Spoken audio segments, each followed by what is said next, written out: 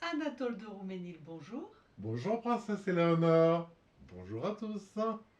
Anatole, de quoi allons-nous parler aujourd'hui? Aujourd'hui, je vais vous parler des gendarmes et des radars. Vous voulez dire des gendarmes et des voleurs. Non, j'ai bien dit des radars. Je vais vous parler des gendarmes et des radars. Oh, ça a l'air très sérieux tout ça. Nous vous sommes tout oui. Eh bien voilà. Vous avez remarqué sur la route par endroit, il y a des panneaux qui vous indiquent une limitation de vitesse. C'est-à-dire, on ne vous explique pas pourquoi, c'est comme ça. Vous ne devez pas dépasser la vitesse indiquée. Oui, point barre. On imagine quand même que ça doit être pour notre sécurité. Vous croyez Oui, pas? oui, mais on ne vous le dit pas. Parfois même, on vous le répète. Ça doit être bien compris. Oui, bon, rien d'extraordinaire pour l'instant. Attendez, princesse. Ah, l'impatience des jeunes. Merci pour les jeunes. Nous vous sommes tout oui. Vous avez remarqué que sur la route, il y a aussi des panneaux qui vous informent de la présence de radars. Mais contrairement aux panneaux de limitation de vitesse, on ne vous explique pas pourquoi, là on vous dit, les radars, c'est pour votre sécurité. Oui, donc si j'ai bien compris, les panneaux de limitation, aucune explication, et éventuellement un rappel. Et pour les radars, là, on vous dit, on vous donne une explication, c'est pour notre sécurité. C'est ça? J'ai bien compris. C'est bien ça, princesse. Vous n'auriez quand même pas voulu qu'on vous explique que les radars sont là pour vous foutre une prune. Pour le cucu, en quelque sorte. Oui, les radars ne sont pas là pour notre sécurité, mais pour nous aligner, mon bon monsieur. On, on nous prendrait pour des cons qu'on fait pas mieux, hein. En général, quand on vous explique quelque chose et que vous avez rien demandé, Il y a souvent un loup. Anatole, excusez-moi, mais quand vous voyez un panneau de sécurité annonçant un radar, vous ralentissez, non? Donc la notion de sécurité, elle est bien réelle. c'est vrai. Mais je doute que ça en soit la fonction première. Je dirais que c'est un effet secondaire, pour ne pas dire collatéral. On est bien d'accord. Bon, imaginons maintenant un conducteur lambda qui voit les panneaux de vitesse. Il ne sait pas pourquoi, il y a des panneaux de vitesse, on ne lui a pas dit pourquoi, mais ça fait rien. Il y a des panneaux. Et il est pressé, il est tellement pressé qu'il ne respecte pas les limitations de vitesse. Il roule beaucoup plus vite que la vitesse indiquée. Et là, je parie que votre conducteur lambda est imaginaire. Il s'approche d'un radar tout aussi imaginaire et de son panneau lui annonçant que c'est aussi pour sa sécurité, bien sûr. Bien sûr, il va normalement, comme on lui a expliqué que c'était pour sa sécurité, comme vous l'avez dit, ben, qu'est-ce qu'il va faire? Il va ralentir, normalement. Sauf s'il est très très très très pressé. Donc là, ça marche. Ça marche. Mais le moyen encore le plus efficace, c'est quand même un gendarme imaginaire, mais en chair et en os. Là, c'est sûr, il va ralentir. Parce que s'il se fait arrêter, en plus du désagrément, il va se prendre une prune, il va avoir un contrôle en bonne et due forme de ses documents personnels, de ses papiers et des papiers de la voiture. Il va souffler dans le ballon, ça va un peu, il va aller au poste, et s'il a vraiment trop bu ou s'il roulait vraiment trop vite, il va finir son voiture. Oui, c'est sûr. Là, c'est vraiment le moyen le plus efficace. La peur du gendarme, ça marche toujours.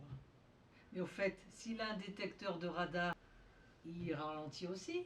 Effectivement, c'est un bon moyen de le faire ralentir, comme les appels de phare d'ailleurs. Oui, sauf que les appels de phare et les détecteurs, ils sont interdits. Les autorisés iraient pourtant dans le sens de la sécurité.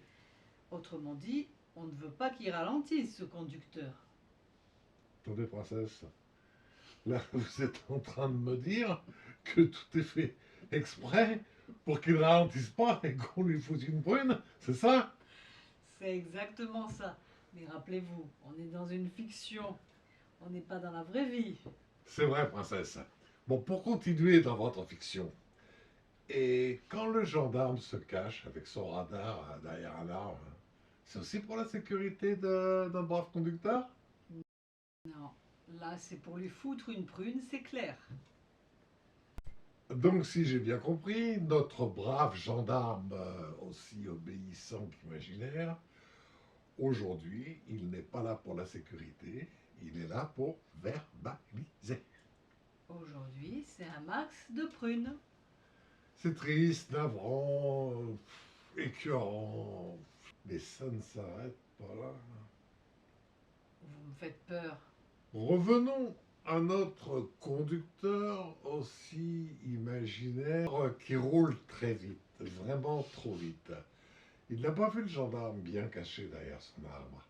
Par contre, le gendarme, lui, il l'a bien vu, ce conducteur imaginaire qui roule à tombeau ouvert.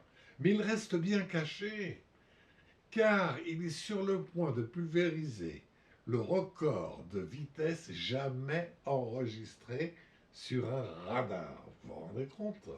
Et après tout, sa mission aujourd'hui, elle est claire, hein, se cacher pour verbaliser. Bon, c'est navrant, mais que voulez-vous y faire? On est dans une histoire imaginaire, non? Oui, mais ça n'est pas fini. Imaginez maintenant que notre pauvre conducteur vienne se tuer contre un arbre, tout juste après que notre brave gendarme, bien caché derrière ce même arbre, ait eu le temps de relever et d'enregistrer sa vitesse. Ben maintenant, elle devient trop triste, votre histoire. Oui, c'est triste, et je ne voudrais pas être à la place de ce gendarme aussi imaginaire que notre conducteur, car la nuit, au lieu de dormir, je penserais que si je m'étais montré au lieu de me cacher, ben, il serait encore en vie, ce chauffard imaginaire. Dans votre fiction, on peut quand même pas dire que c'est la faute du gendarme. Non, c'est sûr, il n'a rien à se reprocher. Il a fait ce qu'on lui a demandé de faire.